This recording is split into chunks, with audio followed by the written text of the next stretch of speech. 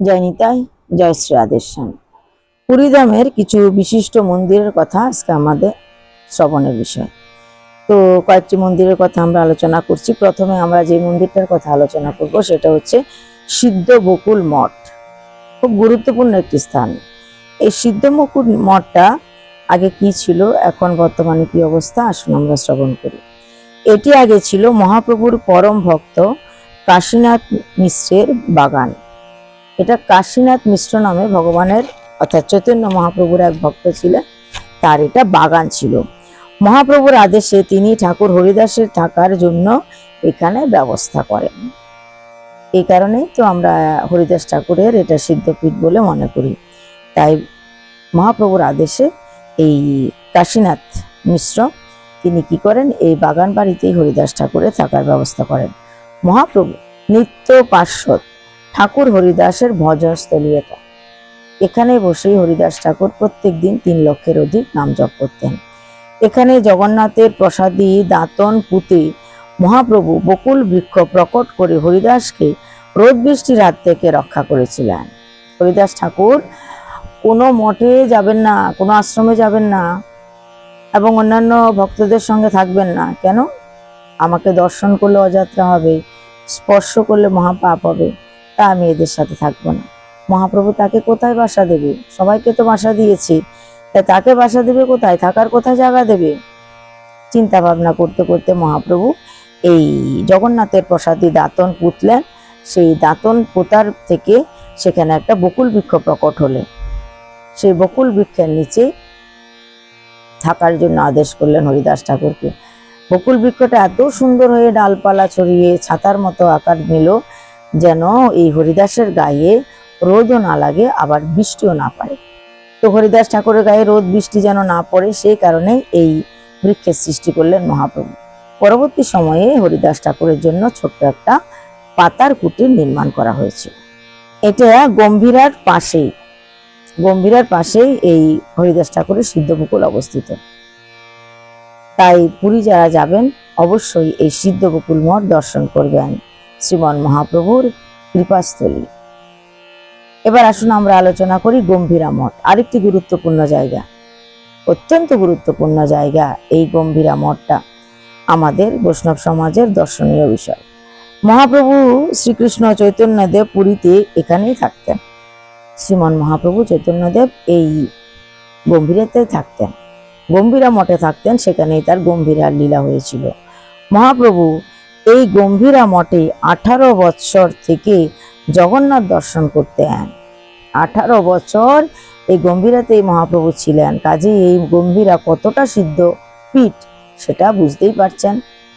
আর প্রত্যেক দিন ভোরবেলায় তিনি মঙ্গল আরতি দর্শন করতে যেতেন এই গম্ভীরা মঠ থেকে, এবং মহাভাবে বিভোর থাকতেন। মহাভাবে বিভোর হয়ে তিনি ভগবানের আরাধনা করতেন। গম্ভীরায় মহাপ্রভুর ব্যবহৃত খড়ম কুমণ্ডলু, একটি কাঁথা এবং মহাখোল আছে। যেহেতু তিনি গম্ভীরায় থাকতেন, তাহলে মহাপ্রভুর ব্যবহৃত জিনিসপত্র তো গম্ভীরায় থাকবে। তাই সেখানে মহাপ্রভুর খড়ম আছে, মহাপ্রভুর কাঁথা আছে, আর মহাপ্রভুর শ্রীখোল কুমণ্ডলু আছে। তো এগুলো এখনো আমরা যদি সেখানে যাই, এই গম্ভীরা মঠে মহাপ্রভুর ব্যবহৃত সেই দ্রব্যগুলো আমরা দর্শন করতে পারি। তো পুরীতে গেলে অবশ্যই মহাপ্রভুর এই ব্যবহৃত জিনিসগুলো দর্শন করবেন, গম্ভীরায় যাবেন। সেখানে এখনো রাত দিন যে প্রদীপটি জ্বলে সেটি নাকি মহাপ্রভু ব্যবহার করতেন। তাহলে রাত দিন যে প্রদীপটা জ্বলে সেটা দর্শন করাও তো অনেক পুণ্য, কেননা সেটাতে মহাপ্রভুর হাতের স্পর্শ আছে, মহাপ্রভু ওটা ব্যবহার করতেন, অর্থাৎ সেটি 500 বছরের পুরানো। এবার আসুন আরেকটা গুরুত্বপূর্ণ স্থানের কথা আমরা আলোচনা করি, সেটা হচ্ছে সার্বভৌম ভট্টাচার্যের মন্দির। শ্রীক্ষেত্র পুরীধামে এগুলা বৈষ্ণবীয় সমাজের জন্য অত্যন্ত গুরুত্বপূর্ণ মন্দির। শ্রী সার্বভৌম ভট্টাচার্যের যে মন্দিরটা আছে তার কথা আসুন আলোচনা করি। মন্দিরে রাধারমন, রসিক রায় এবং সঙ্গে আছেন মদন রায়, বিনোদ রায় ও শ্যাম রায়। এছাড়া আছেন সার্বভৌম ভট্টাচার্য কর্তৃক পূজিত শ্রী শালগ্রাম, এই সার্বভৌম ভট্টাচার্যের মন্দির আমাদের জন্য অত্যন্ত গুরুত্বপূর্ণ স্থান, মহাপ্রভুর এক কৃপাস্থান। তাই এই জায়গাটাও আমরা দর্শন করব পুরীতে গেলে। এবার আসুন, যে জায়গাটার কথা আমরা আলোচনা করব সেটা হচ্ছে কপালমোচন। মন্দিরটি রাস্তা থেকে 30 ফুট নিচে। স্বাভাবিক যেই রাস্তাটা দিয়ে আমরা হাঁটাচলা করি বা জনসাধারণ যে রাস্তা দিয়ে হাঁটাচলা করে তার থেকে 30 ফুট নিচে হচ্ছে এই মন্দিরের অবস্থান। মূল মন্দিরে 3টি ভাগ। মন্দিরের আরেকটি নাম হচ্ছে মণিকর্ণিকা ঘাট। তাহলে একটা তো নাম হলো কপালমোচন মন্দির, আরেকটা নাম হচ্ছে মণিকর্ণিকা ঘাট। গর্ভগৃহে জনিপট্ট সহ স্বয়ম্ভু শিবলিঙ্গ বিরাজিত আছে। মন্দিরের বাইরে অনেক মন্দির আছে। মূল মন্দির তো আছে, কিন্তু মন্দিরের বাইরে অনেক ছোট ছোট মন্দির আছে। সেখানে কি আছে বলছে, সেখানে গণেশ, হনুমান প্রমুখ দেবতা পূজিত হয়। সেই কপালমোচন মন্দিরে সিদ্ধিদাতা গণেশের পূজা করা হয়, হনুমানজি মহারাজের পূজা করা হয়, তাছাড়া শিবলিঙ্গ তো আছেই। তাই এই মন্দিরও আমরা অবশ্যই দর্শন করব। এবার আসুন আরেকটা মঠের কথা আলোচনা করি। সেটা কি মঠ বলছে, কুঞ্জ মঠ। কুঞ্জ মঠের কথা আলোচনা করি। ভক্ত রসিকানন্দ বহু দূর থেকে আসছেন। রসিকানন্দ বহু দূর থেকে আসছেন। সে না আসা পর্যন্ত রথ চলবে না। রথ দাঁড়িয়ে থাকবে, চলবে না। রসিকানন্দ আসছে, তাই আমার জগন্নাথ দাঁড়িয়ে আছে। বাস্তবেও তাই হয়। রাজা সংবাদ পেয়ে রথ নিয়ে গিয়ে তাকে নিয়ে এলেন। রাজা যখন সংবাদ পেলেন যে রসিকানন্দ না আসা পর্যন্ত রথ চলবে না, দাঁড়িয়ে থাকবে, আর রসিকানন্দ পায়ে হেঁটে আসছে, দুর্বল মানুষ ধীরে ধীরে আসছে, তাই রাজা কি করলেন, অপেক্ষা না করে রথ নিয়ে গেলেন। অতি দ্রুত এই রসিকানন্দকে নিয়ে আসো। যত তাড়াতাড়ি কি রসিকানন্দ মহারাজ আসবেন, তত তাড়াতাড়ি শ্রীরথ চলতে থাকবে। যদি তিনি না আসেন, তিনি না আসা অবধি এই রথ এখানে দাঁড়িয়ে থাকবে। রসিকানন্দ মহারাজকে নিয়ে আসা হলো রথে করে। তিনি মাথা দিয়ে পিছন থেকে রথকে ঠেলতে রথ চলা শুরু হলো।